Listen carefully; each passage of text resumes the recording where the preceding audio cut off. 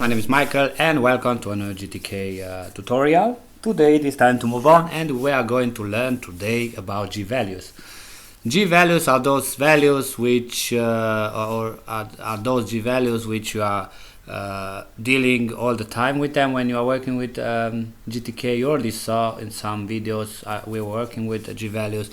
I did create some of them and now it is time for us to basically talk more about the G-values and to be much more to get more informed about what exactly happens there. So now I want to show you something. I have a program now, which means I have a window with a button inside it, and the button has a label called click it. At this point, when I compile it and run it, as you can see, the button works fine, and of course the click stayed on the label as its text. Now we are going to do something basically when we are learning the G-value. What we are going to do now, we are going to change the label of the button with the help of G-value. For this you need a function called G object set property. This property will be this function will be applied on our button, the label, and of course the label we are not going to give it a string like we are used with a GObject set. Instead we are going to pass a value which we are going to create. This value, it will be a G-value. So I'm going to comment for a second this part and let us see how it's working. For this, let us check the generic value, which means that the generic comes from G. That's the reason why it's called G-value. And the generic values are a polyformic type that can hold values of any other type. So in other words, the G-value structure is basically a variable container that consists of a type identifier and a specific value of that type. What exactly means? Let me show you something. This is the type. This is the G-value, which is a type struct, and the G-value itself looks somehow like this. Now I'm not sure if I'm actualizing or I'm not sure if I'm working with a 100% right structure, or maybe it is old and the new one looks a little bit different. I don't care, but the concept stays the same. So this is the type, which you basically see it here as the description says, consists of a type identifier, you see, which could be at this point let's say G type int, so which means something like when you create a variable, for example gint. This is the thing which you need to understand what the G type is. And the second thing which says and a specific value of that type. The value means after you decide what type of the G value you are creating, what type of the value you are creating, and you say I need a gint. Now you can basically go inside here and you will see how, and you are going to put a value like 5. So now you basically created something like gint 5. For this is the thing which we are going to create now. Instead of doing gint 5, because we are working with G-value, we are going to see exactly how these things are working. Okay, so for this, if we go back now, okay, I went too much. Now let me go back. We see that we have a lot of functions. I sorted those functions in a different manner because I want to introduce you somehow different. So at this point, the first call will be the G-value init, and the G-value init, you find it in the types and values, and it is a macro which does for you, it initializes all those members to 0. So basically a G-value must be initialized before it can be used. So this macro can be used to as initializer instead of an explicit 0 when declaring a variable, but it cannot be assigned to a variable. So basically what does this thing? Something like when you call memset and then you say I know, for your struct, okay, like value, and then you give 0, whatever, how you decide to do it. And once you put 0, you say size of value, something like this. Internally works somehow like this, whatever. So it's just important for you, it is that you need to do these things. So basically when you call this macro, you need to take care the fact that this call should happen once, together with the declaration definition of those two things. They need to happen at the same time. If you do something different, which I'm going to show you, it will not work. You will get a kind of warning of an error which you will never understand. Let me show you something. This is the right way. I'm going to use a void for a second just to just to silence my compiler. So this is the right way where everything works fine.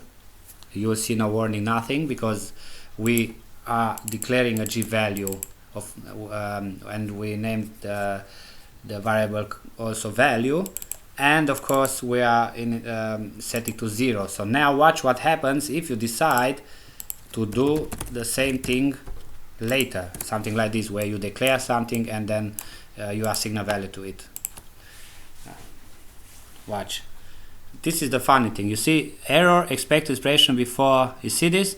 Well, this thing here will get you. It will bring you in some strange part. But remember, if you see at some point this thing right here, then remember you did it wrong, because you called later the GValue init and not together with declaration of the GValue. Okay, now because we know that at this point we are set the to 0. Now the next thing which we are going to decide at this point, it is the time when you decide what exactly you are trying to create here. For example, you want to create a gint, or you want to create a char or gchar, whatever. This is the point where you are basically deciding what you are trying to create. So this is the part which we are going to do now. Because I said that we are going to change the label, I'm going to create a string. So for this we need another function which is called GValue init. You see, has the same name in lowercase, but this one definitely does something else, something new, something different. So let us see what exactly it does. GValue init says it is a function which returns a GValue, and this function basically initializes the value with the default value of the type. So a 0 fillet, you see, GValue structure, this is the value which will be a 0 fillet. If it's not, then something goes wrong. And gtype is the type of the GValue should hold values of. What exactly means, we will see in a second. I'm going to copy this one, I'm going to call it. And now what do we need? We need to pass the value, so we need to work with its address, and then a gtype. Gtype, let me see if I find something fast. Yes, if I right click here and I open the link in new tab, you see those types which you can create actually, which are a lot of them. You see gtype char, gtype null, gtype int, and so on, gtype string. So I'm going to use the gtype string right now, which is the fundamental type corresponding to the null terminated C strings. You see, basically it is the same thing like I told you. And now, because I'm taking this thing at this point, after we call these two functions, we basically created something like this, gchar value. This is what we did now at this point. Okay, just to be sure that you understand, something like this. Okay, now this is just an anomaly, don't think that it's the same, but that's just that you understand. And now at this point, because we have a string, we need to put some value inside it, and for this, before we do that, we are going to check it with a macro. This macro, you won't find it in the GValue, on the generic value reference right here. You will find it on parameter and values, which is another story. We are going to talk about this also. I did talk with you a lot, or at least some of them we are using in the property widgets, but I'm going to create a playlist also for this one. Anyway, what we need a GValue hold string. GValue holds boolean, no, char uchar, somewhere down here it has to be the string. I'm going to find it. Yes. Now this macro says checks whether the given G value can hold values of type G string. So basically this is what we are going to do. Now how we are going to do it? We are going to use the assert, the G assert. We are going to pass it inside, and if something goes wrong then it will stop. Okay, now let's see. We need to pass the value, so we need to pass its address,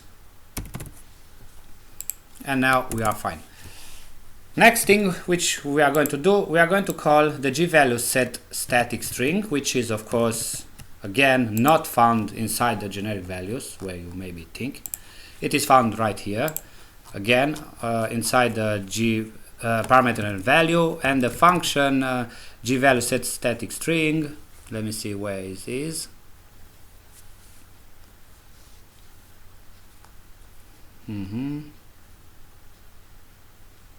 Right here, GValue set static string. It says it is a function which sets the content of the G type string, which is our decided type which we are using right now, GValue, to a V string. So the string is assumed to be static and does not duplicate when setting the GValue. So in other words, this is a function which we needed. What we are doing right now, we are doing the same like I said. If you had something like G char value, and then you need to put something kind of and set value is, and then say exit. Basically this is what this function does right now. It takes the value, its address, and then you put something inside it, which means I'm going to use exit capitalize. Okay, so basically this thing right here does something like you did right here.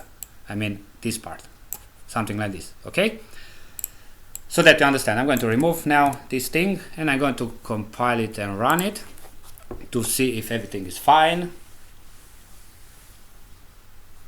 And as you can see, everything works fine. We have no errors, we have nothing, and at this point we created this G value. Now the next thing which we are going to check, it is this one, G is value. You will see why.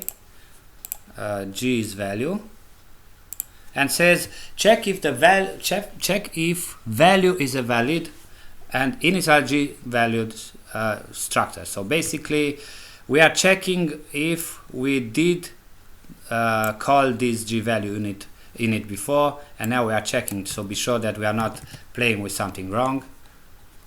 So if G value is value, because this is the thing which we need, G value. Oh, you know what, no, I'm going to do something else. G value is value. I'm going to call G value holds this time. Let me go a little bit back, because I'm going to create something. It just came something in my mind. So G value holds. We are going to check if the value holds or contain a value of the type. This macro will also check the value against the null. So it's working if the check fails. So in other words, I'm going to call this one instead, because I'm going to change a little bit the story to make it much more important. And here we are going to say now, of course, the value. And the next thing which we are going to check, it will be this one, the G type string. And I'm going to say, I don't know, G print, let's say true, whatever, not important. I just want to be 100% sure that we are inside this if statement. And now guys, I'm going to copy this G object call, and I'm going to pass it here. So what we are doing now, let's see, let us check a little bit this story. We are declaring a G value, and we are initializing it to 0. So we are setting the structure basic to 0. This is the first thing which you always need to do it. Once that we do that, the next thing which we did, we call the G value init to decide what kind of type should have this value. So we decide to have a G type string, because we have this one. we are checking again this value to see that it really can hold a string, and then we are setting a value inside this value. For example, we are putting the exit text inside the value, and once that we have it, before we set the property, we decide to check with the GValue holds if the value indeed its type it's a string, and if it is a string, which means it's fine, then we are safe to call GObjectSetProperty, where we are passing the value itself. And now if everything is fine, it should print exit, but we have a problem, yes, because the GObjectSetProperty, I forgot, needs a caster. So we need to pass the GObject macro right here, and we are fine. And now you will see that the button is not called anymore like it was before. Now it is called exit, and here says true because we are inside, and our button was called before click, and now it is called exit and works fine. So basically this is the first thing which you need to concentrate yourself when you are working with these kind of values with GValue. Okay, so I'm going to stop now until next video. Thank you guys for watching. If you like it, please subscribe, share with your friends and neighbors, and until next time, see you guys.